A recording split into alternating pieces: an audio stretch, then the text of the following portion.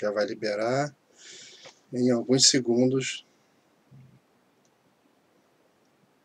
Bom, já está no ar. Oi pessoal, boa noite, sejam muito bem-vindos. Nós vamos começar aqui em alguns segundos essa live. Nós vamos falar sobre o futuro incerto para o Brasil, né?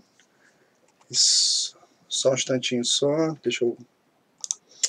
Vai estar com a gente aqui o deputado Paulo Martins e o Rodrigo Cias, né, que é do Instituto Brasileiro Conservador, vai estar ajudando a gente aí na mediação. Eu vou estar participando também aí, conversando e tentando não atrapalhar eles, né? É um grande desafio, mas sejam todos muito bem-vindos, tá? E Paulo está a postos aí, Paulo?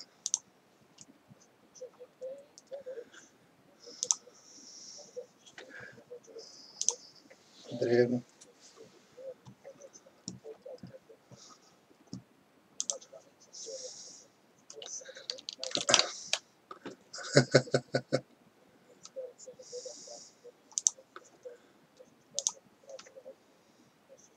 Paulo está em Curitiba, né, Paulo? Como é que estão as coisas? O tempo aí tá bom?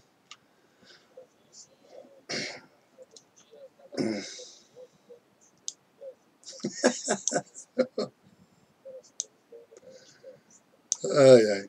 Bom, a nossa proposta hoje aqui, a gente debater e evoluir ao ponto de saber se a monarquia seria uma solução, né, para os problemas que a gente tem hoje. Mas a gente tem que partir de um princípio que é identificar, por exemplo, quais seriam os maiores problemas atuais, né? Se a gente acredita que existe solução dentro desse modelo, da forma de governo, o melhor passo que a gente faz inicialmente é identificar quais são esses grandes problemas que nós temos hoje e como que aquela outra máquina trabalha com isso, que é uma analogia que eu gosto de fazer. Hoje é como se fôssemos dois mecânicos olhando dois motores, né? Você tem um motor do lado direito, um motor do lado esquerdo. Naturalmente nós estamos do lado direito, né, Paulo? Nós não somos motor do lado esquerdo, né? E a gente está vendo quais são os problemas daquele motor e como que os engenheiros ao longo das épocas e dos tempos conseguiram soluções técnicas, né? E quando você fala solução técnica, é uma solução jurídica, solução de política, solução de costumes, que foram se incorporando e criando maneiras diferentes de trabalhar. Então, não é uma live que a monarquista costuma escutar, vocês gostam de fantasia? Não, não é nada disso não. Hoje a gente está falando aqui sobre mecanismos e como que as coisas funcionam. É um debate propositivo, para circular ideias, para a gente debater. A gente tem a mais absoluta certeza que o assunto não vai acabar hoje, né? Porque nós vamos fazer uma lista assim, do que seria interessante a gente falar, e deram 61 itens, então é impossível comentar. Do meu lado, do meu lado. Como é? Ai, ai, ai. Então, dentro desses 61 itens, né? Antes de eu continuar, deixa eu ver que o Rodrigo quer comentar alguma coisa para a gente aí, Rodrigo. Se apresenta, fala aí, fica à vontade.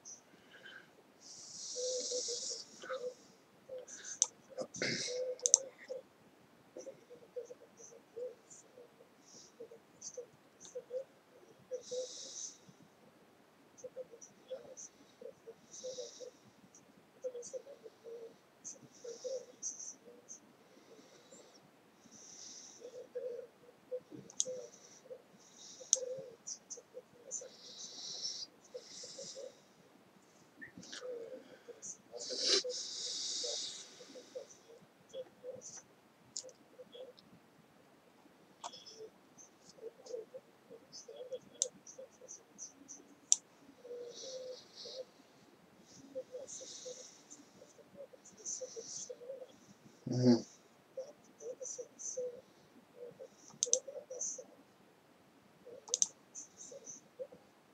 Uhum. Bom,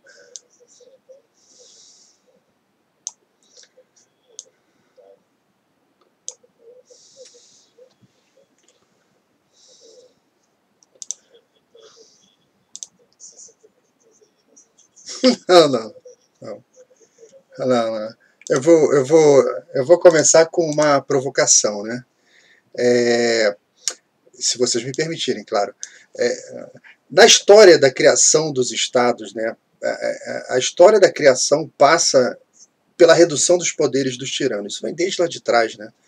Você pega a Magna Carta, lá 1219, até o momento, ela vem uma luta contínua de redução dos poderes do soberano, convertendo aquilo em direitos de garantias individuais, né? E sempre no sentido do tirano ele deixar de ter aquele poder absoluto, né? E a democracia, dentre muitas das suas definições, ela também é uma tensão contínua e saudável que existe entre os poderes, né, com pesos, contrapesos, onde todos limitam todos. Esse foi um mecanismo que foi criado ao longo de 5.000 anos de história humana, né? E se um desses poderes ele se torna absoluto, né, por uma questão muito simples de lógica, de ciência política, até mesmo de linguista, né, e linguística, né, se esse poder se torna absoluto, está acima de todos, ele é, por definição, lógica, política e linguística, um poder tirânico, né? Mas, Bambam, tirania é uma forma de governo que, você pega a história antiga, a história grega, ela era uma forma de governo legítima, usada em situações excepcionais, como na Grécia, né? Ele era uma alternativa à democracia, mas tinha um detalhe interessante, né? O chefe tirânico, ele governava com poder ilimitado, né? Embora ele não podia perder de vista o que deveria, embora ele exercesse um poder ilimitado, ele não podia perder a ligação com a vontade popular. Senão, hoje daria o impeachment lá, os caras matavam o tirano. Então, era bem assim, você tem um poder absoluto, você é por um tempo determinado para consertar alguma situação, talvez num pós-guerra, uma situação meio apocalíptica lá, o cara chegava como tirano para arrumar a casa e depois voltava à normalidade, né? Agora veja que interessante a definição de Aristóteles e Platão, né? A definição que eles dão para a tirania.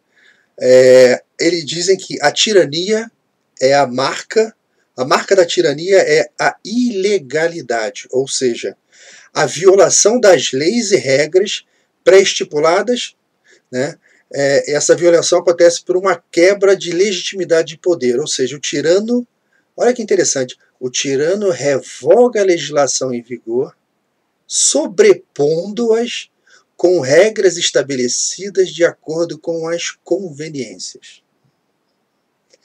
Parece alguma coisa atual a definição do Aristóteles aí para tirania? Lembra alguma coisa atual para vocês?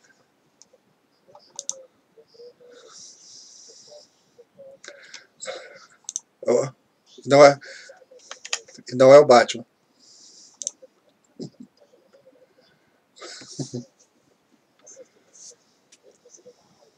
Ah, não, que é isso.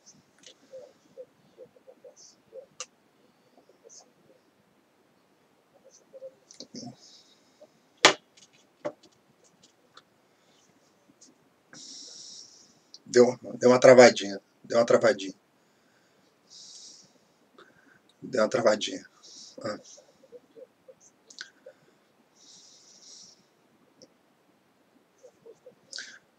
Deu só uma travadinha.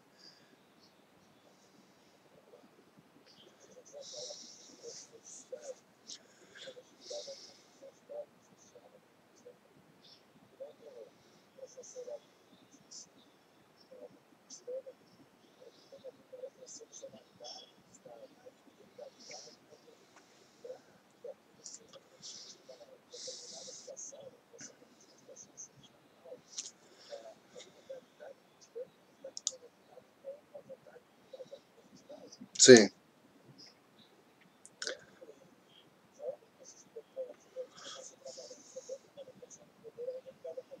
Ah, perfeito.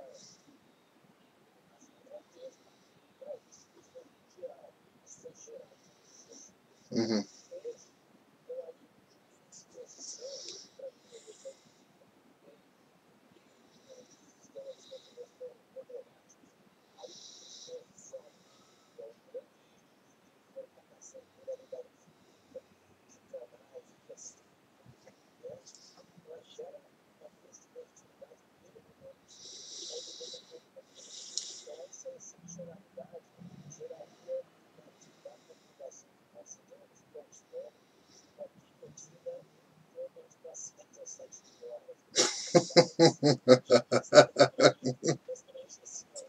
Tramontina, né? É Tramontina. É, não, realmente, a gente está passando por um período muito difícil. Eu não sou advogado, né? Nós, eu não sou, mais que o Rodrigo, não sei se tem alguma formação jurídica, mas a gente escuta muitas pessoas do direito, de todos os lados, né? E eu costumo tentar entender, eu pego a carta, né, a Constituição, a gente daqui a pouco pode falar, eu acho um tema interessantíssimo da Comissão Afonso Arinos, que foi uma comissão que foi criada antes da nossa Constituição, era uma proposição de Constituição e foi jogada fora, mas daqui a pouco a gente volta para lá. Mas quando você... Grande, grande, nossa.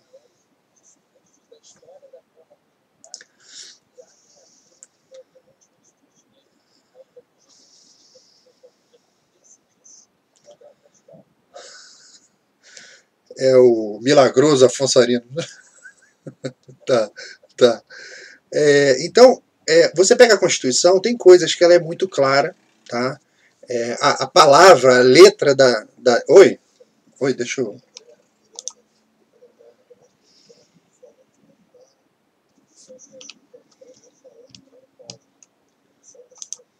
Então, virou monólogo. Peraí. Mas vocês estão me ouvindo, né? Tá, então dá uma pausa aqui. Abre o link da live, né? E veja se vocês conseguem se ouvir aí. Vai sair áudio duplicado.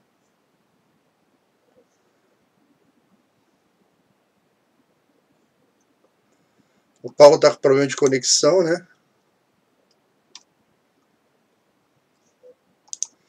Aqui o YouTube está me dizendo que o status da transmissão está ruim.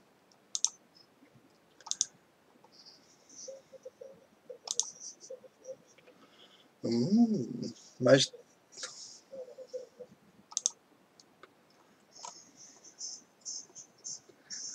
fala aí.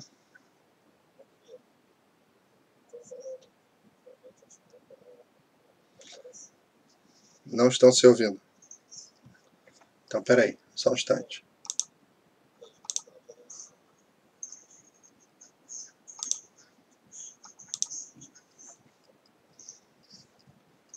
Peraí.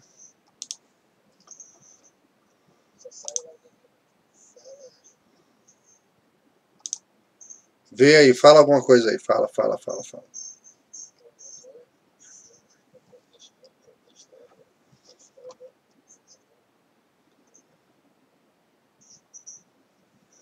Deixa eu ver se o pessoal ouve. Pessoal, fala nos comentários aí, pessoal, ver se vocês conseguem ouvir o resto da turma.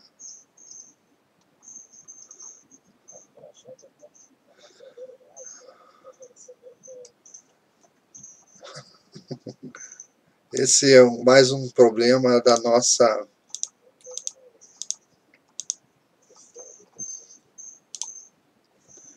Esse é mais um problema da nossa privatização, né?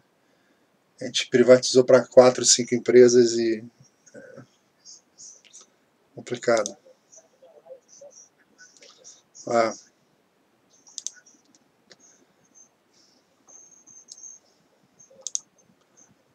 ainda não dá para ouvir.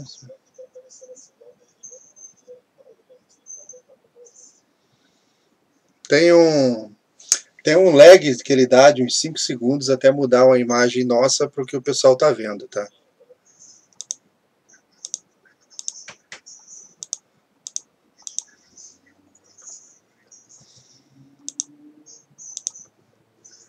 Só um segundo.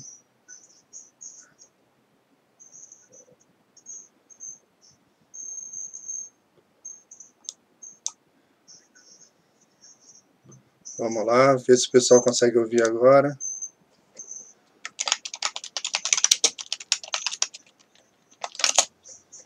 Fala, vocês têm que ficar falando.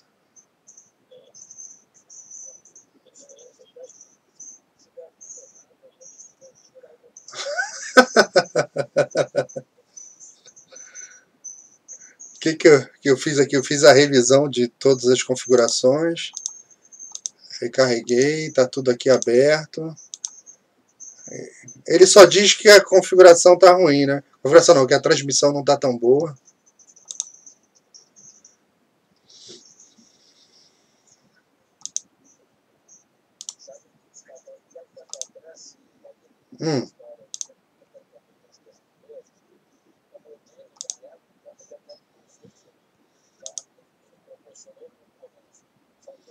Conceito falho, que ele colocou concessão ao invés de autorização. Sim. O pessoal na época tinha medo das privatizações, e aí eles falavam assim, se a empresa quebrar ou resolver ir embora, o Brasil fica sem telecomunicações. Então só concederam. Então todo o equipamento colocado, ele passa a ser do Estado e não é da empresa. Então para a empresa colocar uma nova antena, ela faz uma projeção de por quantos anos aquela antena vai dar retorno, certo? Claro. Aí como a concessão está para vencer agora, 2022, acho que é, e eles já não estão investindo mais, porque podem investir, a antena não ceder e ele perder a concessão. Então está sucateando tudo. Nós aprovamos na Câmara a mudança para autorização, tá? A legislação está bem legal, só que o Senado sentou em cima. Nossa Senhora. Eu falava para todo mundo, isso não é privatização, que, por exemplo, eu lembro de ter visto o caderno de encargos da Embratel para uma empresa de telecom, o índice tinha 500 páginas.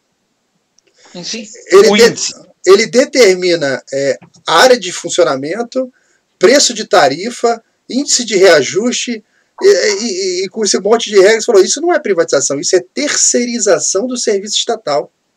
Mas foi o que aconteceu. Tanto que as companhias que adquiriram aquelas que exploravam o telefone fixo, elas têm um custo enorme, porque elas são obrigadas a manter o cabeamento a cada 200 metros, um orelhão, que ninguém usa mais, são destruídos, sim. E elas têm que manter, sob pena de serem multadas pela Anatel o tempo inteiro. Nossa. A lei é um organismo vivo. Ele tem que mudar conforme o andamento da sociedade, as tecnologias, claro, os costumes. Claro. Agora, eu acho que agora está ouvindo, hein? Verifica aí se normalizou. Parece que normalizou. Normalizou, todo mundo ouvindo? Acho que sim. Refresh aqui nas configurações. Então, se o pessoal não ouviu, o pessoal ouviu só o meu comentário, aí tem que voltar ao comentário inicial do Paulo. Ainda bem que foi logo agora no começo, o pessoal avisou que o Paulo fez o comentário logo após quando eu expliquei a questão da tirania, né? Isso, né? Eu estava falando sobre a legitimidade, que era um conceito chave para a gente trabalhar a questão da ciência política e fazer as análises do que pode funcionar, do que não vai funcionar.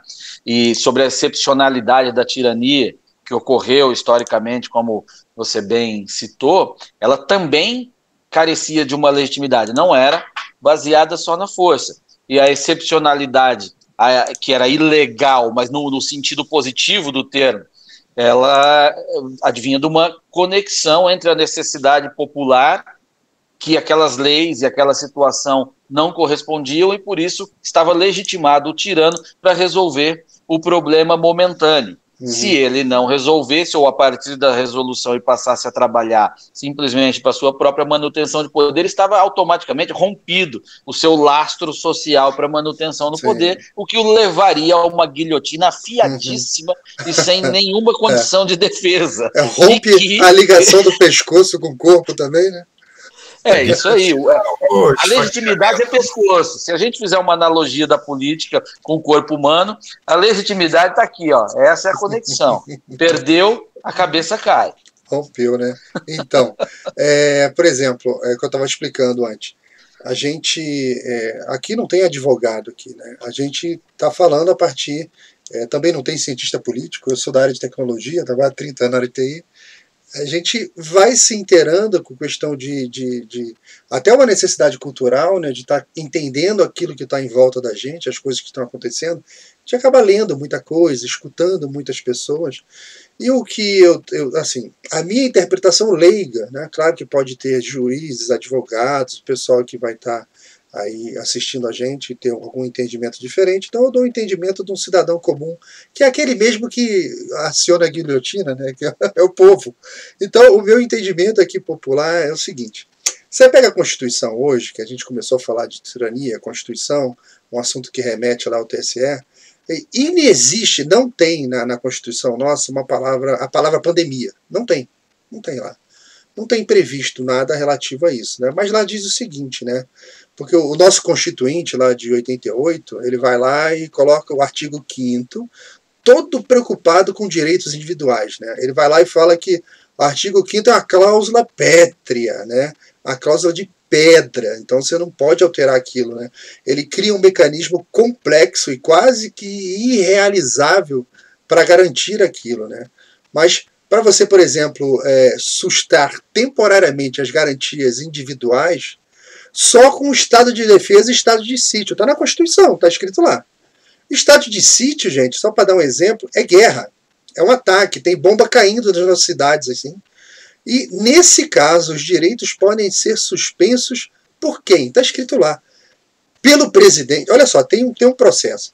Ele pode ser suspenso pelo presidente, após ouvir o Conselho da República. O Conselho da República, você vai ver, é presidente do Congresso, presidente do Senado, presidente daqui, dali, um monte de gente, né? Ele tem que ouvir o Conselho da República, o Conselho de Defesa, e depois que eles decidirem o que vai fazer, passa por uma revisão do Congresso. Aí vem o evento agora da Covid, vem o evento da Covid, e o Supremo diz que qualquer prefeito ou governador pode fazer isso. O guardião da Constituição, a impressão que dá, é que não leu a carta. Porque o nosso legislador, né, os que criaram a Constituição com os defeitos dela ou não, mas essa parte é bem clara, né?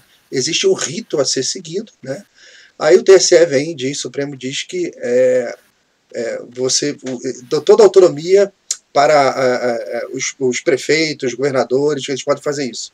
Então, aí agora, ontem, o Congresso entregou parte desse poder, então, para os síndicos dos prédios. Então o negócio foi no nível do síndico, né? Que vai regular quem pode ou não entrar no teu apartamento, se tu pode receber visita ou não.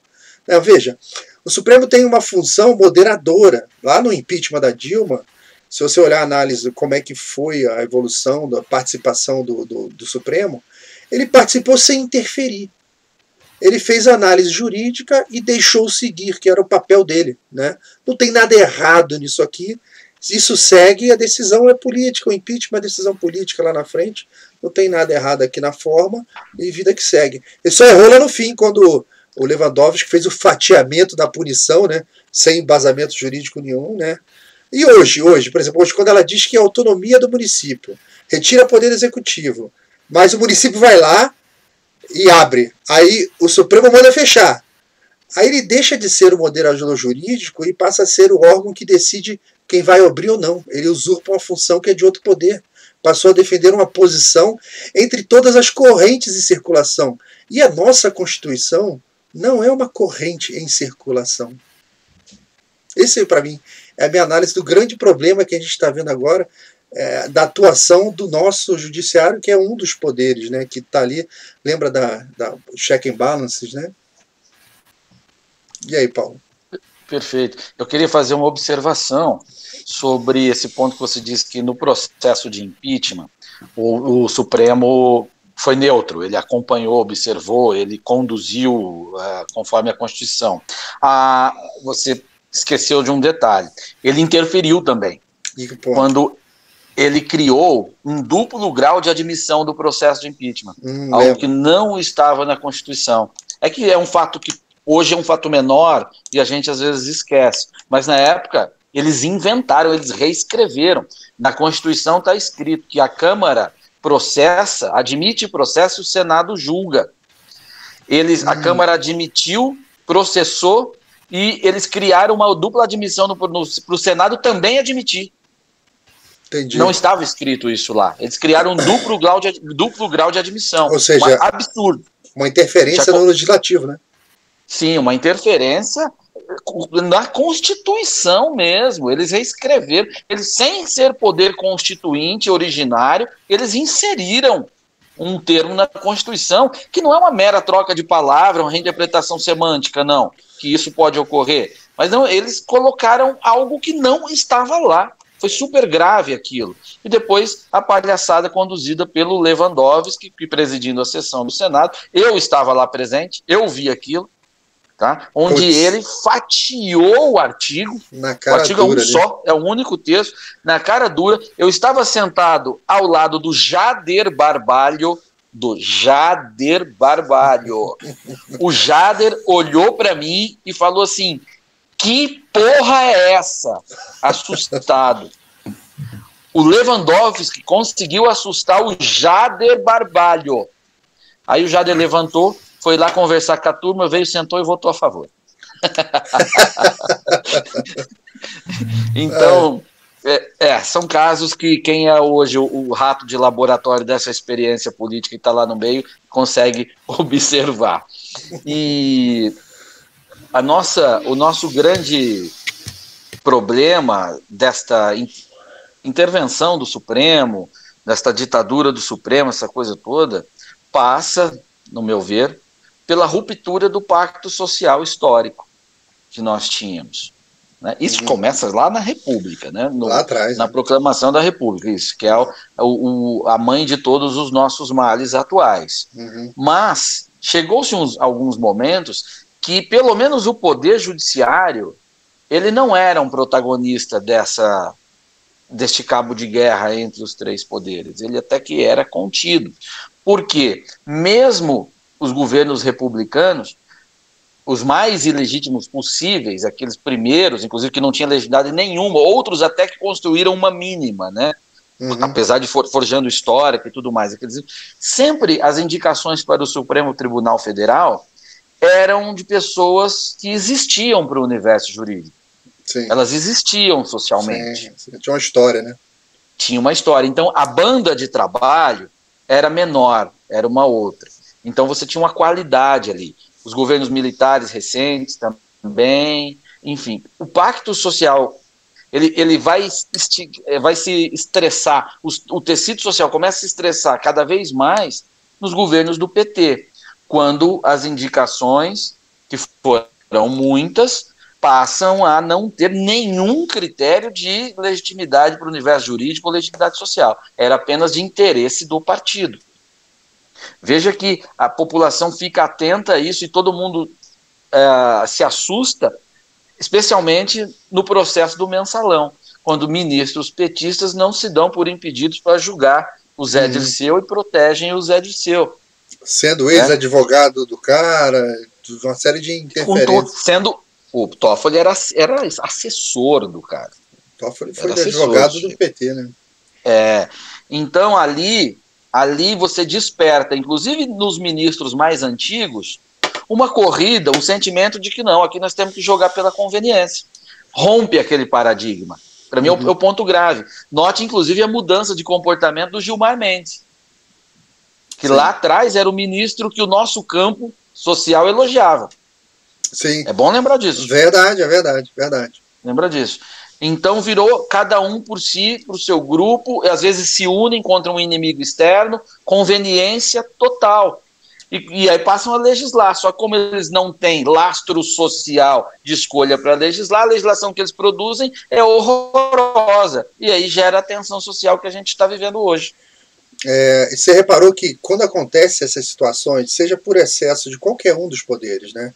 Seja do executivo, legislativo ou judiciário, é comum o povão chegar e falar assim, e agora alguém tem que fazer alguma coisa, parece até o Chapolin, né? E agora, quem poderá nos salvar?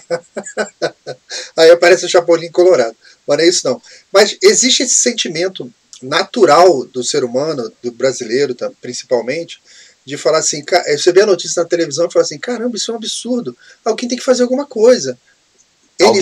Alguém tem que fazer uma sua. Reparou que a gente sente falta do poder moderador? Sim. Repararam? É o nosso Batman. O que é o poder moderador? Então, vou falar só um pouquinho do que era o poder moderador, para a gente já entrar.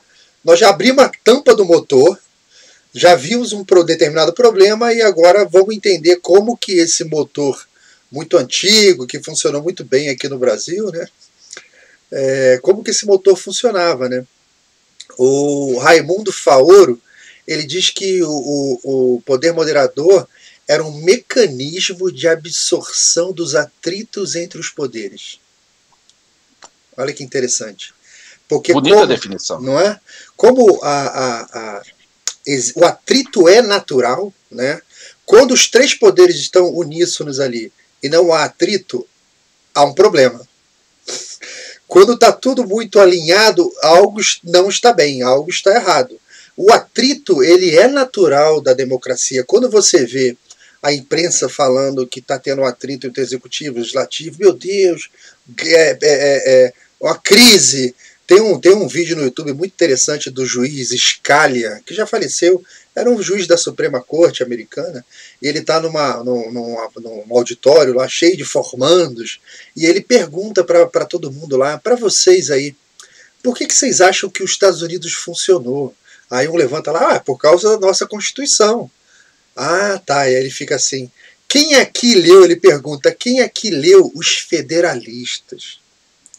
Aí levanta a mão um monte de gente, ele fala assim, pessoal, eu já fui professor. Quem leu, não é quem pegou para fazer o trabalho para entregar, não, é quem leu Os Federalistas. Aí baixaram as mãos, ficaram as 3 caras lá só. Aí ele fala, olha, a Constituição da União Soviética, lá de Stalin, tinha passagens belíssimas, muito melhores do que a nossa. Lá dizia que, por exemplo, o governo de maneira nenhuma poderia impedir a manifestação popular sobre que tema fosse. O Stalin mandava o cara para a Sibéria sem um pescoço, né? Então, de que adiantava? Aí o juiz fala, olha, o que faz a nossa Constituição, o nosso modelo, o nosso país funcionar ao longo da história, é que nós permitimos esse atrito entre os poderes, tá? Que se algo chega na Câmara e aquilo é recusado, aquilo é lindo, a imprensa fala que é crise. Aquilo é bonito, porque não está maduro o suficiente para ser aprovado naquele momento.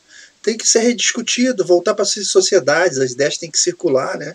Então é muito interessante. Depois eu vou colocar na descrição esse vídeo dos caras falando sobre isso, né? Mas seguindo no poder moderador, né?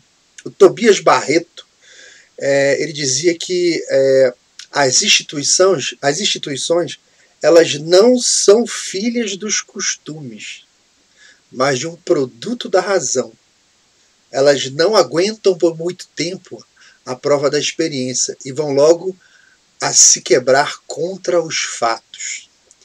Ou seja, é mais uma definição do poder moderador. Ele vai estar ali porque ele sabe que o poder moderador, ele é filho dos costumes do tempo. Ele surgiu ao longo das necessidades, ao longo da história da política. As instituições não. Você deixa as máquinas ali trabalhando, é como se o poder moderador fosse o óleo do motor. Ele está ali no meio daqueles atritos, né? Continuando, o Souza Galvão dizia que de nada adiantariam leis que seguissem os costumes e tradições do povo, diferentes aos do povo brasileiro, né? Na teoria era admirável, tal, os nossos costumes, mas que na prática, quando eles forem utilizados, tornar-se-iam inúteis ao ponto de criar rachaduras que, com o tempo, possibilitariam ruir o edifício da ordem constitucional. Ou seja, é o contrário que ele está dizendo. Se você pega só as instituições, não funciona. Se você pega só os costumes, também não funciona. Né? O que você tem de balança ali no meio? O óleo diesel do motor, né? E o João Camilo de Oliveira Torres, João Camilo Torres, ele é um livro que tem na Biblioteca do Senado, ele tem vários livros, tem uns livros fantásticos. João Camilo de Oliveira Torres tem um aqui, ó, Democracia Coroada. Esse é um livro é grande o livro. É um livro de R$25 lá na biblioteca. Esse é um livro interessante que quando ele começou a escrever, ele era republicano, né? E quando ele terminou, ele falou que ele se tinha se transformado em monarquista, porque ao conhecer a máquina, como funcionava, ele se encantou. Se encantou. Então vou deixar o Paulo falar, o Rodrigo aí, sobre o nosso óleo. Está faltando óleo na nossa máquina. O motor está emperrando. Vou deixar essa bola para o Rodrigo primeiro, que eu falei antes. Vamos lá. O que eu acho é o seguinte, né? A gente tinha um óleo já comprovado, né, do poder moderador, aí, para usar sua analogia, que funcionou durante todo de 1822, né, até um pouco antes, até 1889, quando você tem o golpe da República, eles trocam o óleo. Então, fica faltando alguma coisa. E aí eles botam alguma outra coisa para azeitar essa relação. E essa coisa que entra são as Forças Armadas. E elas passam a tutelar todo o sistema. E o que eu costumo dizer é que as Forças Armadas acabaram... elas primeiro usurparam o poder do imperador para colocar um outro sistema no lugar. Depois viu-se que o sistema começou a não funcionar muito bem. E aí elas começaram a tutelar esse sistema. E essa tutela durou quase 100 anos. Que é basicamente de 1889 a 1985. Então, assim, você vai olhar a história da República, né? Enfim, Deodoro entra, tem uma série de revoltas, ele dissolve o Congresso, vira um tirano, né, naquela definição. Uhum. Depois ele briga com o vice, entra o Floriano, aí tem várias revoltas no Rio, aí você tem um período de crise econômica, do encilhamento, que durante um breve período, aí, uns 8 anos, com 2 presidentes civis, fica razoável, aí depois entra o Hermes da Fonseca de novo, com aquela política das salvações. Quer dizer, ele foi eleito, mas ele, na verdade, usava as Forças Armadas para segurar. De 1922, né,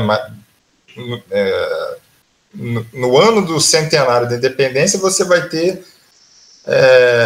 o tenentismo, né, que aí já é uma subdivisão aí das Forças Armadas, né, criando uma série de revoltas, e você vai ter o último período da República Velha com um estado de sítio, né, que você até comentou qual era a definição do estado de sítio. Você tem, então, 4 anos de ditadura. E aí você chega em 1930, você tem uma encruzilhada. Aí quem que se mete de novo? As Forças Armadas entram, apoiam Getúlio, né? Uma parte que é aí um dissenso do acordo que você tinha, das políticas dos governadores. Aí Getúlio fica no poder, dá o golpe de 37, faz o Estado Novo com o apoio das forças. Depois ele é derrubado em 45, quando começa a ensaiar de ficar de novo. Ele entra, aí tem um período do Marechal Dutra, eleito democraticamente. Depois volta o Getúlio se suicida. Entra o Marechal Lott e segura o golpe contra o JK. E aí você vai levando isso até 1964, que aí eu acho que as Forças Armadas desistem de seu poder moderador e aí vão e entram no poder executivo mesmo. E aí isso dura 21 anos. E aí, bom, aí agora nós vamos sair. E aí eles colocam um poder moderador, entre aspas, né, que é aquele que todo mundo cita, né, que é o artigo 142, né? Aí eles se botam como poder moderador, mas eles passam a ser ignorados. Porque aí,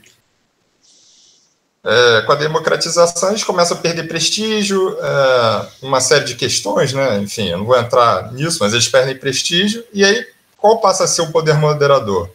A princípio, você tem um vácuo de poder, na minha visão. Só que, claro, não existe vácuo de poder na política. E aí você começa a fazer uma série de costuras, que é esse presidencialismo de coalizão. Uhum. E aí fica esse presidencialismo de coalizão, é o toma lá da cá, o PT aprofunda isso com mensalão e petrolão, né? Uhum. Isso aí, para mim, entre aspas, né, é um poder moderador muito mais feio, né? Que é você acaba com a fricção do sistema comprando os discordantes. Até que, finalmente, entra o atual presidente Jair Bolsonaro, que é, digamos assim, um total estranho para o sistema que foi montado em 88. E aí dá um bug geral no sistema. E aí quem entra como poder moderador? Aí o STF, que aí usurpa o poder moderador. Quer dizer, o poder moderador ele continua existindo implicitamente, mas é usurpado pelo poder da vez. De um dos poderes. Então, assim, a gente continua buscando, a gente é órfão do poder moderador. Imagina se você tivesse um imperador de fato, legítimo, né? Para falar aí o que o Paulo estava comentando. Se você tivesse um poder moderador legítimo, várias dessas crises talvez não existiam, ou pelo menos seriam superadas assim, muito mais rapidamente. Muito mais rapidamente, muito mais rapidamente. Não, sem dúvida. Na época do Mensalão, eu já estava no SBT e eu falava todos os dias aquilo. Se fosse um império com poder moderador, estava resolvida a crise. O imperador teria dissolvido aquele congresso corrupto, convocado novas eleições e a vida teria seguido. E não, o país ficou patinando naquilo e reelegeu os mensaleiros, os arquitetos do Mensalão. Inclusive tem um aí agora posando de grande herói, né, porque quer se valorizar no jogo atual, porque ele estava de fora e o partido dele é pequeno. Não tem patriotismo aí desse pessoal, não. Não acredito nessa história. Tem muita gente acreditando, mas enfim, isso aí a realidade se impõe, eu não estou preocupado com isso. O ponto que vocês colocam de poder moderador, veja, nós trocamos o poder moderador, o golpe republicano, pelo poder esmagador, que é o poder da força, que assume, e pior, como nós estamos falando de um golpe, de uma elite militar, naquele momento, que vieram para implementar as ideias da academia e não de origem popular que os soldados conhecem, que tem suas relações sociais. Não, vieram com ideias alienígenas. Teóricas, né? Que é o positivismo, teóricos, exatamente. E jogaram toda a história do Brasil e a sua construção social no lixo para fazer daqui a sua experiência positivista. Como não tinha lastro social nenhum, eu vou repetir isso muitas vezes nas minhas análises, porque é do ponto que eu parto, eles têm que vir o quê? O regime de força. E aí eles passam a ser o tutor e também esse lugar de poder moderador de todos, absolutamente todos os governos subsequentes. Sim. Perfeito. Não é? Especialmente até 85. Ali ele se retrai, porque você já tem um mundo com outro conjunto de valores que nem já admitiria internacionalmente mais atuações como foram tidas no passado.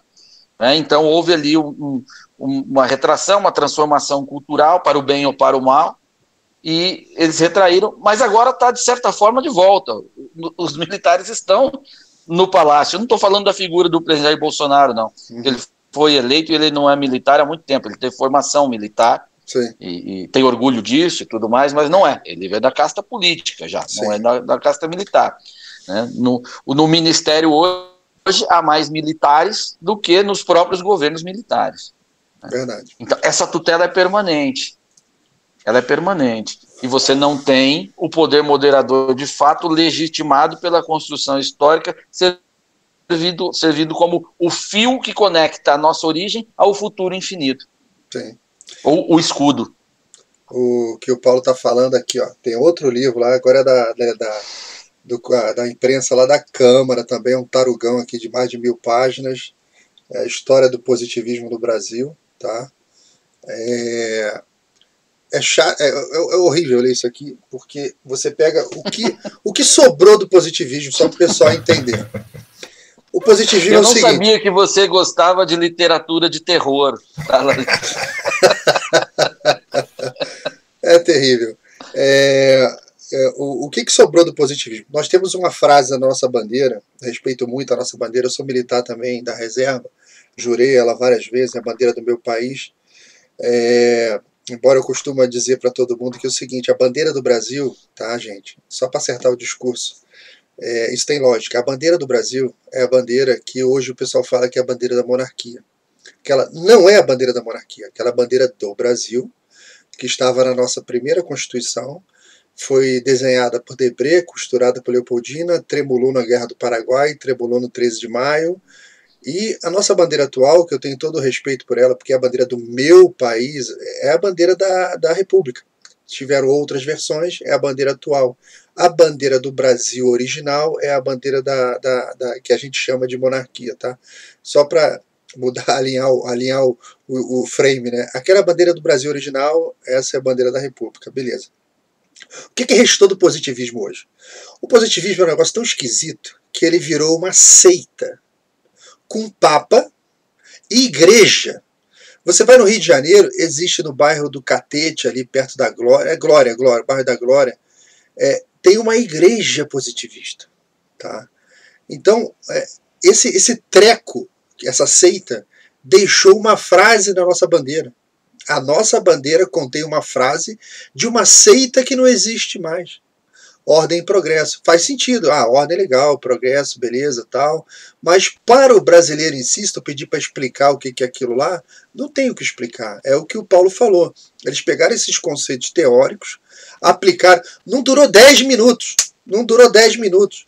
O Deodoro, para quem não sabe, por exemplo, ele cometeu o primeiro crime contra a imprensa no Brasil, que eu não sei por que a imprensa não fala sobre isso.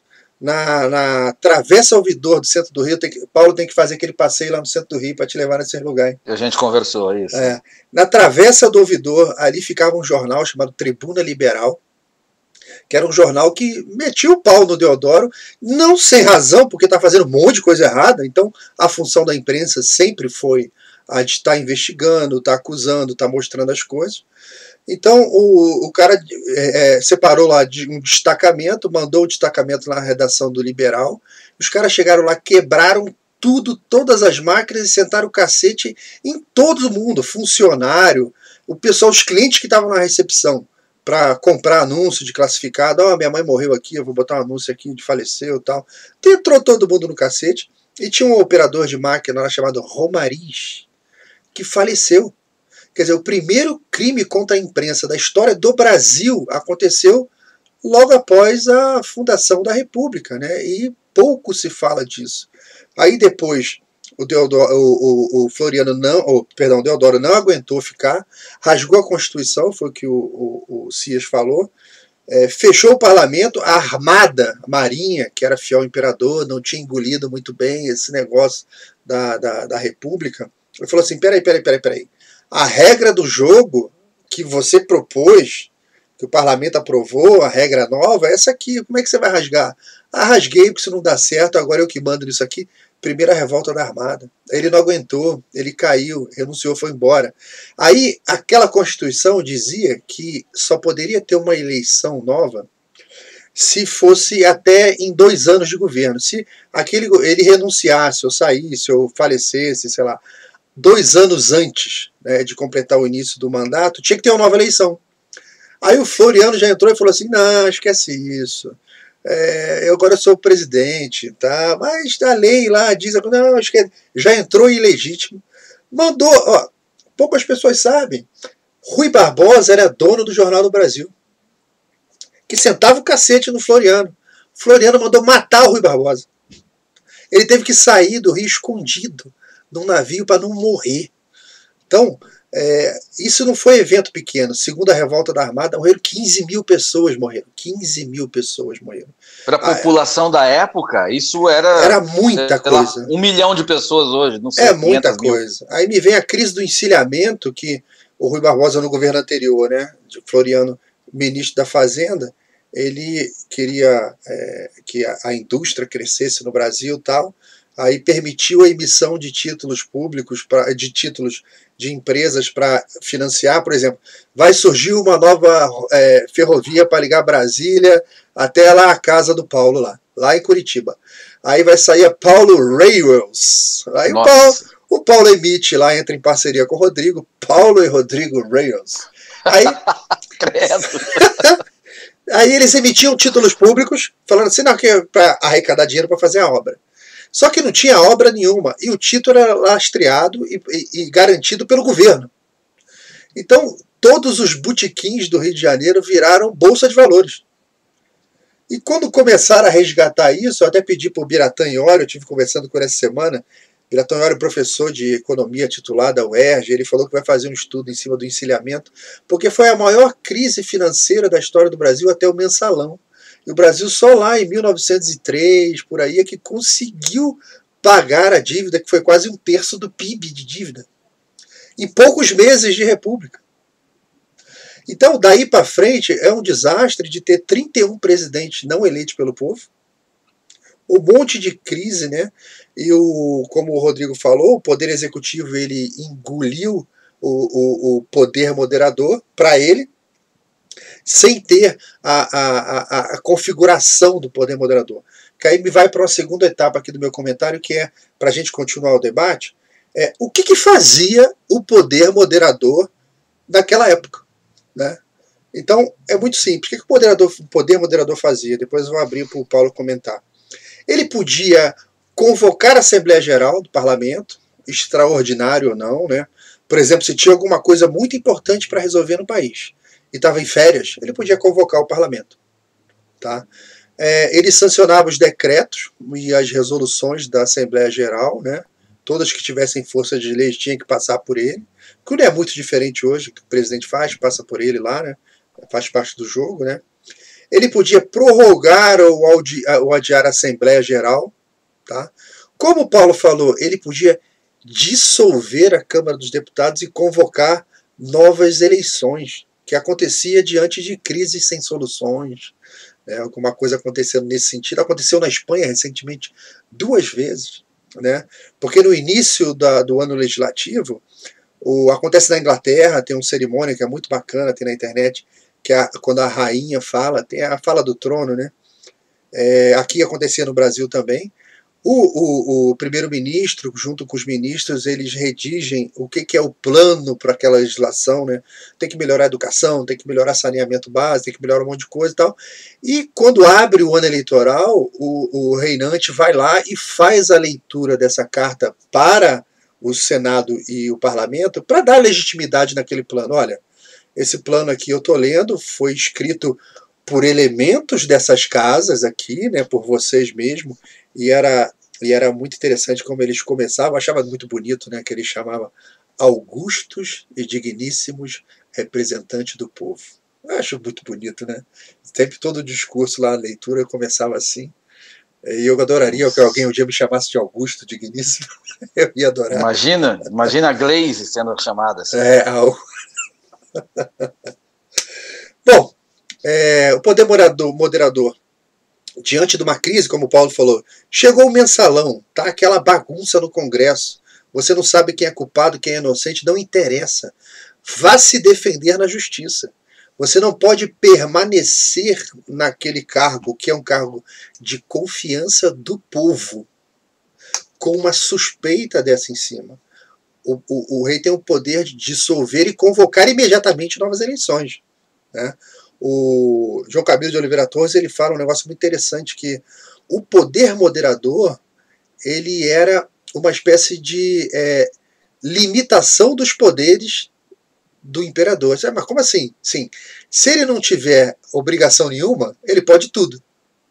Quando você define o que o poder moderador faz, ele entra num perímetro, numa caixinha, e ele pode fazer aquilo. Ou seja, o poder moderador que é tão criticado no sentido de que mas o cara tinha um poder enorme, ele pode fazer isso, pode fazer aquilo. Não. É o contrário, na evolução histórica, aquilo é uma redução enorme de poderes e coloca ele numa caixinha que é o bloco do motor. Ele está como óleo ali, não está esperrando para todo lado. Ele está contido ali dentro do bloco do motor, ajudando aquelas engrenagens. Né? Então, o poder moderador ele podia nomear e demitir ministro de Estado, perdoar e moderar penas. Né? Ele podia reverter sentenças. Olha que interessante, o poder moderador podia suspender magistrado por queixas contra a sua pessoa, mas somente após realizar audiência com os mesmos, colher todas as informações pertinentes, ouvir o Conselho de Estado, né? Aí os magistrados perderiam os cargos deles efetivamente, somente, e tudo isso após o devido processo legal. Isso é interessante falar, que o poder moderador nunca poderia tomar a decisão sem antes ter escutado o Conselho de Estado. Se ele tomar uma decisão sem ouvir o Conselho de Estado, ele tem que se explicar. E muito. Tá? E isso atentava até contra a autoridade dele. Aconteceu na Espanha, uns anos atrás, filmaram lá o rei da Espanha caçando, acho que elefante. Aquilo pegou tão mal que ele teve que renunciar para o filho dele entrar, né? E o pessoal que fala que não, o cara vai ficar lá para sempre, ele vai ficar para sempre se ele fizer a coisa certa. Se ele fizer errado, ele está na rua. E quem vai assumir a banana é o filho dele, nem o pai que é o mal para o filho, né? Isso. Vamos lá, se deixar eu falo demais. Perfeito. Essa sobre o poder moderador aí, as observações iniciais que você fez, acho que, e tudo tem uma lógica. Sim. Ela é sim a limitação de poder do imperador. Ele ali dentro daquela caixinha, ele não pode ir além, e isso. Aí ele também não pode perder. Então, por isso que ele significa a estabilidade. Sim. Por isso que não há razão nenhuma para ele ficar dissolvendo o Congresso conforme o humor dele. Não tem sentido. Isso só traria instabilidade e colocaria a posição dele em risco. Sim. Então, ele não tem interesse nenhum em dissolver um Congresso sem razão. Esse Sim. É o ponto 1. Aquele poder de convocar as assembleias extraordinárias, aos olhos de quem vê agora, pode parecer também um poder. Para que ele tem isso? Isso é poder demais. Não, isso fazia sentido para a época. O Congresso da época não se reunia toda semana como se reúne o Congresso de hoje. Era um Brasil que as pessoas andavam a cavalo e de navio. Então demorava para organizar as coisas. Então, diante de uma situação de emergência, seja de invasão, enfim, qualquer coisa de grande porte que significaria uma ameaça ou uma necessidade urgente para o Brasil, ele poderia convocar uma sessão extraordinária e não esperar que a sessão ordinária ocorresse como estava previamente marcado. Sim, então tinha toda essa lógica. Tem um outro ponto que pouco se diz sobre essa história da hipótese de dissolver o Congresso, que eu acho que é muito interessante, porque ele gera, antes de qualquer coisa, um autocontrole no parlamentar. Diante da hipótese depois de um esforço hercúleo de você disputar uma eleição e ganhar uma cadeira no parlamento, você vai tentar se preservar ao máximo para que a sua legislatura não seja dissolvida e você tenha que passar por aquilo tudo de novo. Então, essa palhaçada que a gente vê na Câmara e no Senado hoje, de parlamentares se xingando, do cara subir na tribuna e não falar nada que tenha a ver com a matéria em questão, falar outra coisa, mentir, usar mal a verba disponível. Isso aí, esqueça, ninguém faria isso, ou vai fazer isso, num sistema onde a hipótese de dissolução do parlamento, ela existe. Demissão. Então você ganha qualidade de postura, você ganha responsabilidade, todos, veja, o compromisso com a legislatura e com o imperador, ele passa a ser tanto da situação quanto da oposição. Se você tiver uma oposição que só obstrui por obstruir, sem nenhuma razão ou riqueza, legitimidade no seu discurso, o imperador pode estar atrapalhando demais. Essa legislatura não funciona. Aconteceu na Espanha. Aconteceu na Espanha, exatamente. É recente. E muitas vezes isso acontece a pedido até do próprio parlamento. Dissolva porque a gente não consegue se entender aqui. Sim, verdade. Então você tem um ganho extraordinário na seriedade com que um país é conduzido, com que a coisa pública é tocada. É que você passa a ter um patrão, né? Você passa a ter um chefe. Que se você não performar, você pode ser demitido. Isso funciona. Em qualquer empresa, em qualquer lugar isso funciona. Né? Funciona bem. Funciona muito bem. Né? Então, a gente comentou sobre... Rodrigo, quer falar alguma coisa? Não, é uma coisa interessante que você falou, Laudelino, é que o poder moderador ele é definido, né?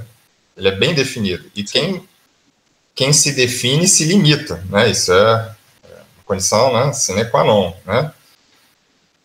Hoje você tem, digamos, um arremedo de poder moderador, que é o STF, que é ele que decide o que é a Constituição, ou seja, ele não se limita. Sim. Ele pode fazer o que ele quiser, como ele está fazendo. Ele é o último a errar, né? Ele é o último a errar e como ele toma decisões monocráticas, né? Porque aí cada figura quer aparecer de um jeito. Então, assim, você pode ter uma decisão colocando a tarefa de decretar a quarentena para o município, aí, como você mesmo falou no início, aí o município vai e resolve terminar com a quarentena, o STF volta atrás, muda. Quer dizer, você não tem nenhuma lógica. Porque aí, na verdade, é o quê? É um capricho. É a conveniência do momento. Então, assim, você não tem nenhuma limitação, porque a limitação seria a Constituição, mas o STF legisla, ele faz a Constituição. Então, na verdade, você não tem nada para te limitar. E aí fica essa insegurança jurídica total que a gente tem. Sim. Já no caso do poder moderador clássico, você tinha todos os limitantes e todos os ritos, né? Para você convocar o parlamento, para você dissolver o parlamento, para você, por exemplo, se ele fosse dissolver o STF, você teria toda uma negociação, né? Você teria todo um rito, toda etapas a serem cumpridas para você fazer as coisas. E hoje você não tem. O cara decide na hora. O impeachment da Dilma, o cara fatiou, inventou lá um procedimento novo. Então, assim, tanto faz, né? Você não tem limitação nenhuma. Verdade. Isso.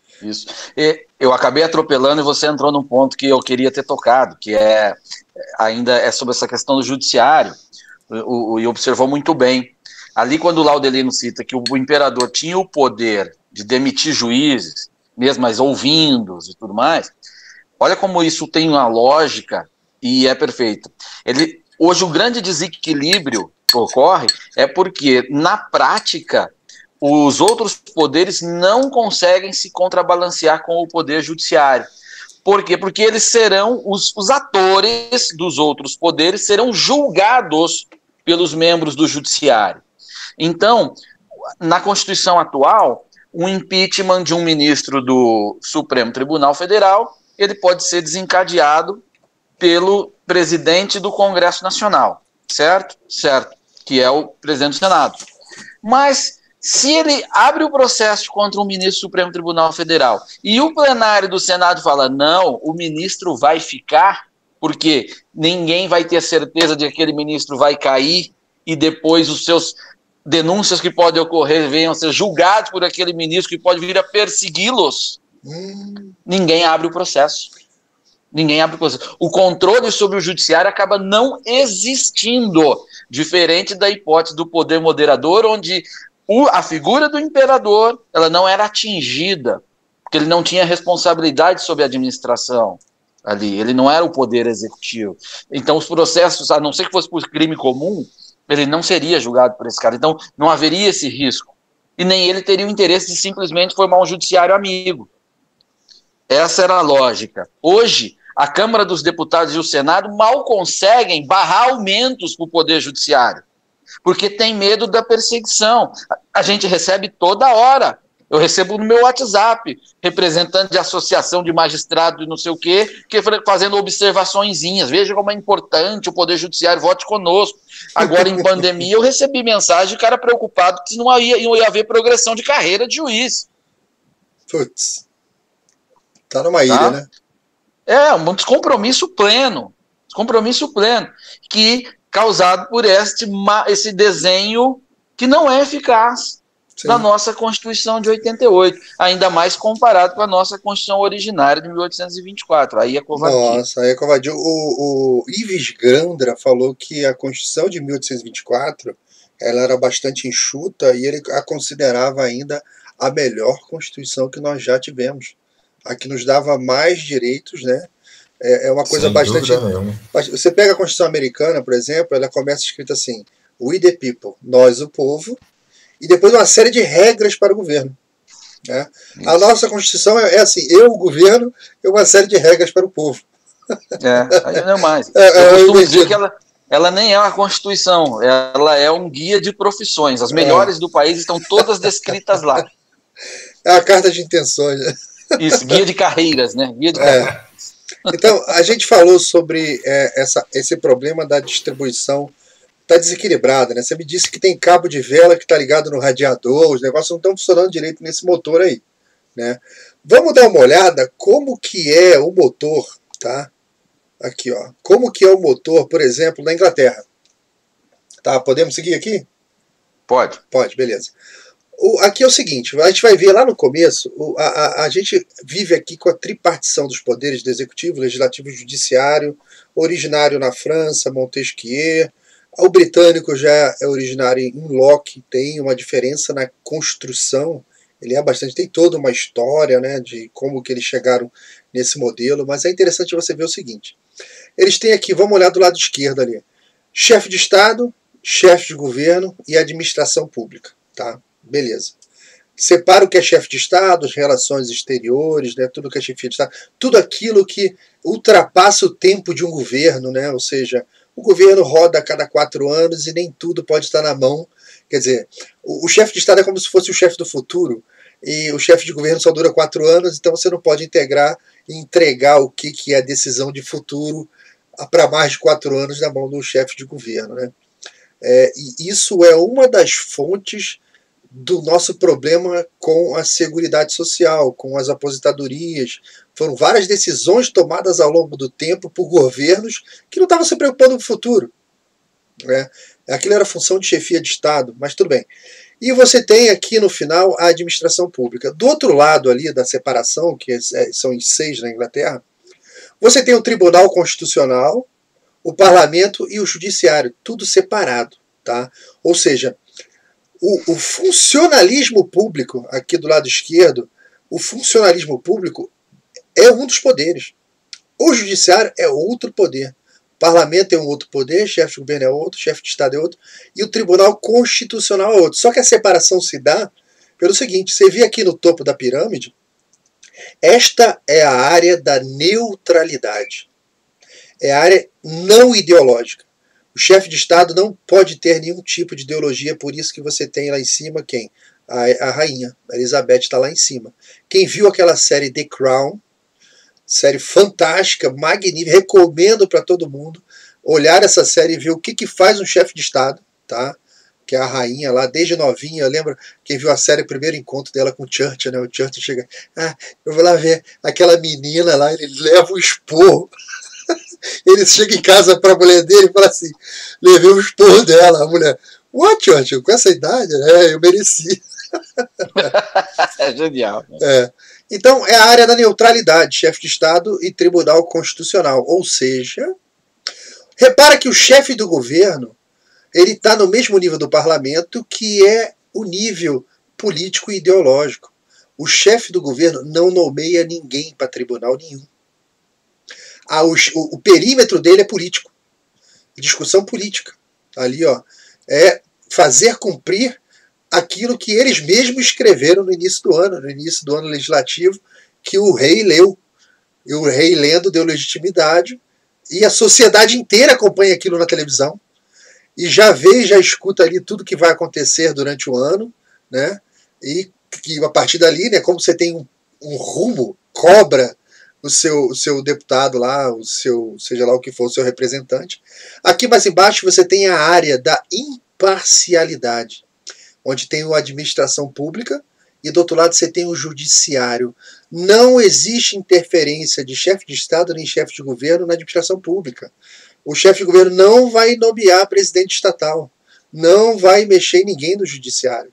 Ou seja, isso aqui é a evolução de centenas e centenas de anos de política, de costumes, de técnica legislativa, judiciária ali, que criaram esse modelo que funciona muito bem, né?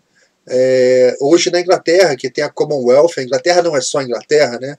A Inglaterra é Canadá, é Austrália, Nova Zelândia, são vários países que fazem parte desse modelo, né? Então, quando a gente escuta às vezes as pessoas falarem assim, o Brasil deveria migrar para um parlamentarismo, aí eu costumo falar assim, pelo amor de Deus, não faça isso, porque o reparo não é só você trocar o chassi do carro. Você tem um monte de coisa para fazer o ajuste fino da máquina. Então, se você troca o chassi, bota um motor novo e só, aquilo não anda, não performa, não faz curva, capota, tem um monte de problema que você tem que ajustar. Então, graças a Deus, nós temos no mundo muitas referências do que funcionou e do que não funcionou.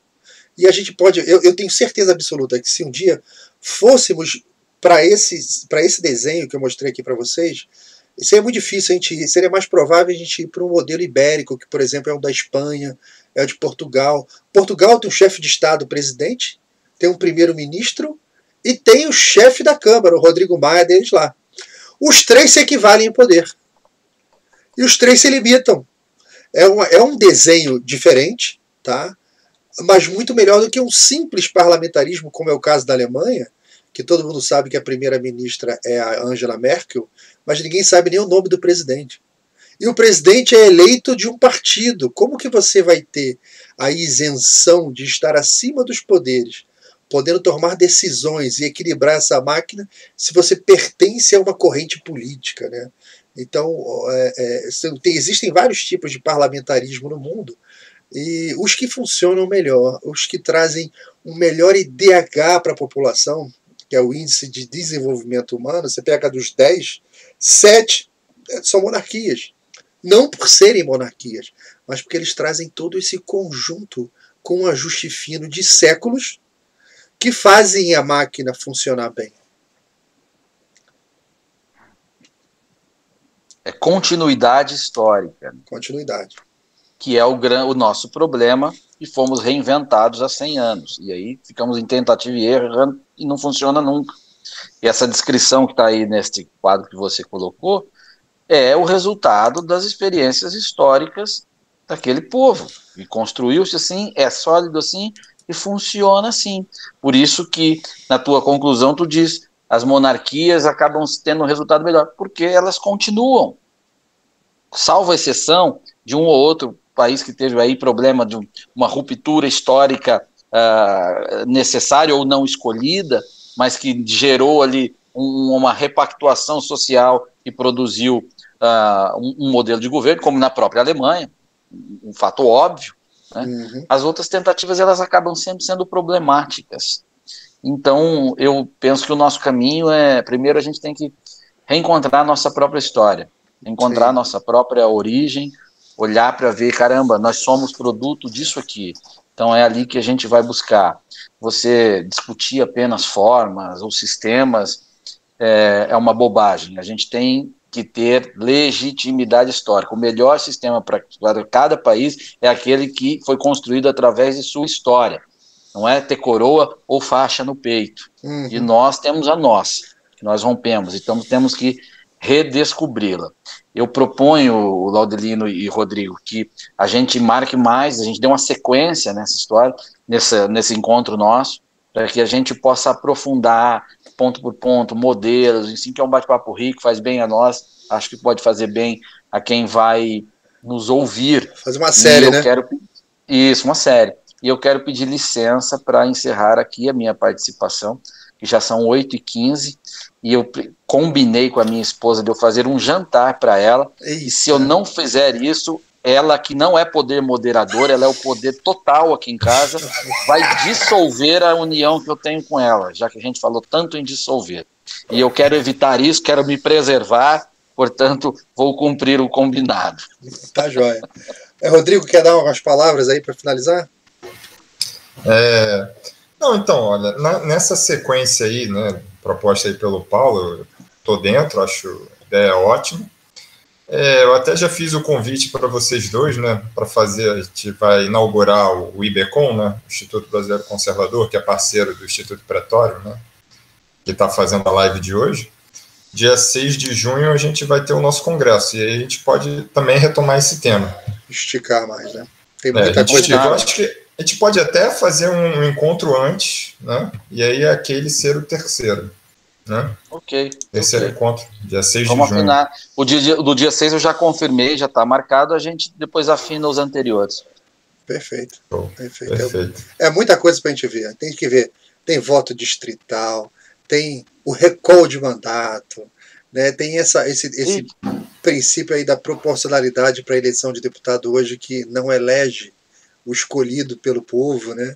As pessoas não sabem, mas hoje cerca de 4% dos deputados que estão no Congresso foram eleitos pelo povo. O resto foi pelas regras de proporcionalidade. Então, são muitas coisas para a gente comentar ainda. Eu acho muito boa essa ideia da gente fazer uma série, né? Porque, como eu disse no começo, só em fazer uma lista básica de temas deu 61.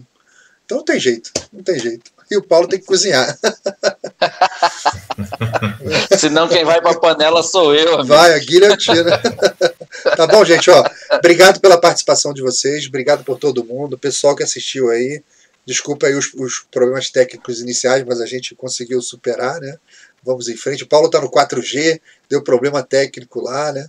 Então, obrigado a todo mundo, tá? Obrigado, Rodrigo, também, tá? E a gente anuncia. Pessoal. A próxima aí a gente anuncia como foi hoje. E vamos em frente. Obrigado, bom fim de semana para vocês. Bom final de semana. Até a próxima, pessoal.